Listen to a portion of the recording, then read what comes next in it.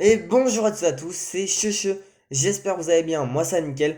Aujourd'hui on se retrouve pour une toute nouvelle vidéo. Ce week-end a eu lieu le Grand Prix du Japon sur les tracés de Motegi. Voici son débrief. Si cette vidéo vous plaît, n'hésitez pas à lâcher votre plus gros pouce bleu, ça me ferait extrêmement plaisir. À vous abonner si vous aimez mon contenu. Activez la cloche de notification pour être au courant de toutes les nouvelles vidéos qui vont sortir sur la chaîne. Je vais vous laisser sans plus tarder avec le débrief, j'espère qu'il vous plaira. C'est parti. Commençons par les classements en qualif, en sprint et en course. Avec évidemment la pole de Rory Martin en 1,43 198. Une très belle pole de la part du Martinator. En deuxième position, nous avons Francesco Bagnaia. Très beau week-end aussi de Francesco Bagnaia, on reverra. On a aussi à la troisième place Jack Miller qui malheureusement n'a pas confirmé avec sa bonne place sur la grille. Marco Bezzecchi est quatrième.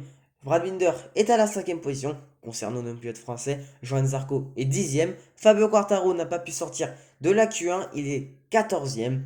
Du côté de la course sprint, c'est une victoire écrasante de la part de Rory Martin avec 12 points de prix au championnat. Brad Binder lui se classe à une belle deuxième position. Francesco Bagnaia lui se place à la troisième position. Jack Miller lui un peu plus timide sur la course parce qu'il voilà, même s'il était troisième pendant la course sprint, Francesco Bagnaia l'a passé, même Johan Zarco aurait pu le passer, il était vraiment à très très peu de mètres de lui sur la ligne. Zarco qui finira d'ailleurs cinquième et une 15e position pour Fabio Quartaro là, qui a pas eu une très très bonne course au sprint. Et du coup c'est la course principale où on a eu quand même voilà, une course assez spéciale. Il pleut juste avant le départ. Les pilotes, voilà, ils ont pris le risque de partir en slick. Au bout d'un tour, tout le monde est rentré sauf Bradle, Pierrot, Morbidelli, Quartararo et Crutchlow qui eux sont restés en piste. Mais voilà, après c'est devenu vraiment totalement détrempé. Et c'est Rory Martin qui s'en est sorti après quand même un drapeau rouge parce que les conditions de course étaient vraiment très très très compliquées. Franchement, c'était enfin, c'est vraiment, ils ne pouvaient rien voir les pilotes. Après voilà, plusieurs demandes. Après une deuxième position de Francesco Bagnaia, Marc Marquez fait un nouveau podium, un très très beau podium de la part de Marc Marquez qui avait déjà fait des podiums en sprint cette saison, mais jamais en course principale. Franchement, très beau week-end de la part de Marc Marquez. Marco Bezzecchi est quatrième. Aleix Spargaro ferme ce top 5 après une casse mécanique en course sprint. Franchement, Aleix Spargaro, il était très à l'aise sur la course principale. Une dixième place pour Fabio Quartararo. Et malheureusement, Johan Zarco qui a dû abandonner. Fin, il a été plutôt disqualifié, Johan Zarco. Il est tombé 2 secondes avant le drapeau rouge. Et selon une règle du code de la course, enfin, je sais pas comment on dit, mais le règlement voilà, de la course, Johan Zarco devait passer la petite ligne blanche à l'entrée des stands, donc avec le pit limiter soit à 60, soit à 80, ça dépend des circuits. Il a été déclassé, franchement, je trouve ça dégueulasse parce qu'il pouvait être sixième, Johan Zarco. Et franchement, il nous avait fait une remontée après être percuté par Vignales qui tombe, lui-même percuté par Bezzecchi. Il nous fait une remontée folle sur une piste qui commence à être un peu humide. C'est vraiment des conditions qu'il adore. Mais évidemment, gros dommage pour Johan Zarco qu'on espère qu'il se remettra bien pour le Grand Prix d'Indonésie.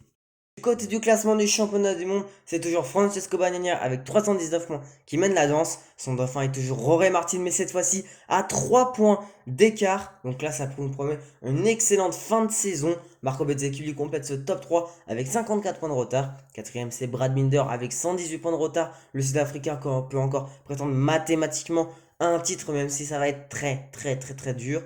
Cinquième position pour Aleix Espargaro, 148 points de retard. Johan Zarco, lui, est sixième avec 157 points. Quartaro, lui, dixième, moins 208 points.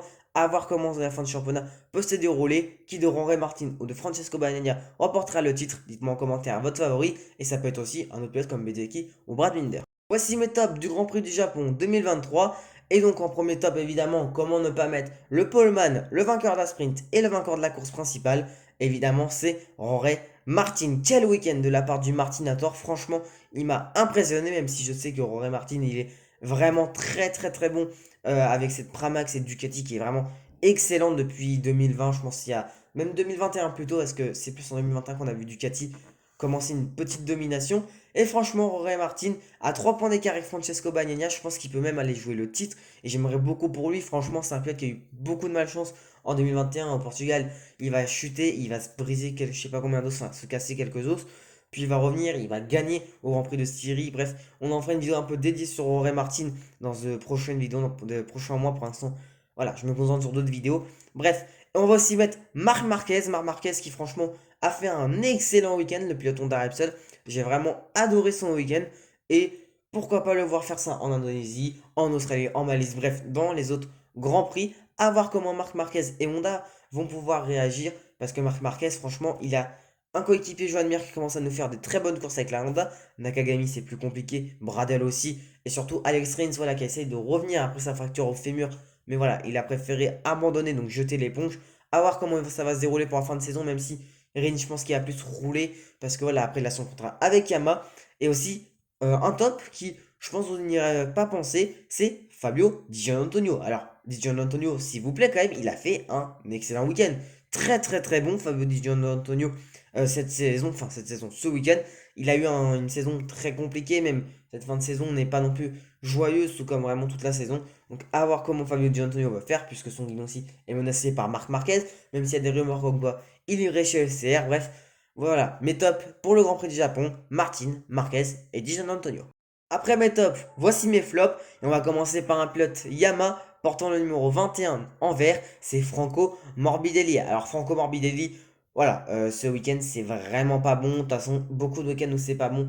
Mais là, Franco Morbidelli, ça m'annonce pas non plus du bon sur un Mac. Après, bon, Alex Marquez, avant d'aller chez Gresini, bah, il était quand même pas à l'aise avec la Honda. Voilà. Mais on a vu qu'il était quand même plutôt bon. Donc, à voir comment ça peut se dérouler. Morbidelli, franchement, là, oh là, c'est vraiment mauvais. Alors, en plus, déjà, Quartararo, malheureusement, n'y arrive pas trop sur la Yamaha. Crutchlow, c'est même pas mieux. Je crois qu'il a même mieux fait que Morbidelli sur la course. Donc, c'est vraiment pas bon pour Yamaha. Mais voilà, Morbidelli, très mauvais week-end de la part du pilote italien de chez Yamaha. Aussi, un autre pilote, cette fois-ci, il est portugais et il roule chez RNF. C'est évidemment Miguel Oliveira qui nous a pas réalisé un bon week-end. Sachant que Miguel Oliveira est très bon dans les conditions de pluie, on aurait pu le voir très très bon lors de la course principale. Voilà, ça ne s'est pas fait. Et donc, voilà, sprint, qualif, course principale, bref, tout le week-end était très mauvais pour Miguel Oliveira. Et franchement, c'est dommage pour le pilote portugais. Et un autre pilote, alors cette fois-ci, j'hésitais, mais je vais quand même mettre Stéphane Bradl. Alors, Bradl, c'est un des pilotes test, je pense, qui fait le plus de Grands Prix depuis 2020. Franchement, il remplace Marquez sur toute la saison 2020. Le début de saison 2021, il remplace Marc Marquez. Il le remplace en 2022. Puis cette saison, enfin, il a énormément de fois remplacé, que ce soit Marquez, Rins, bref, beaucoup de pilotes. Et surtout que Stéphane Bradl, c'est le pilote test de Honda, donc il devrait bien connaître cette moto, même peut-être mieux que les pilotes comme Marquez ou même Mir. Voilà, donc Bradl, surtout c'est un bon pilote quand même, il a quand même été champion du monde Moto 2, il a fait d'excellentes saisons quand il était en Moto GP, bref. Donc le pilote allemand c'était vraiment très bon à l'époque. Maintenant voilà, après c'est une Honda qui est quand même très mauvaise, donc voilà. Mais Stéphane Bradl est un de mes flops. Le MotoGP se déplacera le week-end prochain en Indonésie sur le circuit de Mandalika. C'est la deuxième apparition de ce Grand Prix. On verra comment ça pourra dérouler. Je vous rappelle juste le top 3 en 2022. C'était une victoire de Miguel Oliveira devant Fabio Quartararo et Johan Zarco sous une pluie battante. D'ailleurs, si vous vous rappelez, ils avaient même appelé une chamane. Ouais, une chamane pour arrêter la pluie. Donc, à voir, est-ce qu'il va pleuvoir en Indonésie? Est-ce qu'ils vont rappeler une chamane? On verra ça pour le prochain Grand Prix. Voilà, cette vidéo est terminée. Si elle vous a plu, cette vidéo débrief, n'hésitez pas à lâcher votre plus gros pouce bleu, ça me ferait extrêmement plaisir. À vous abonner si vous aimez mon contenu avec la cloche. Moi, je vous dis ciao dans une prochaine vidéo.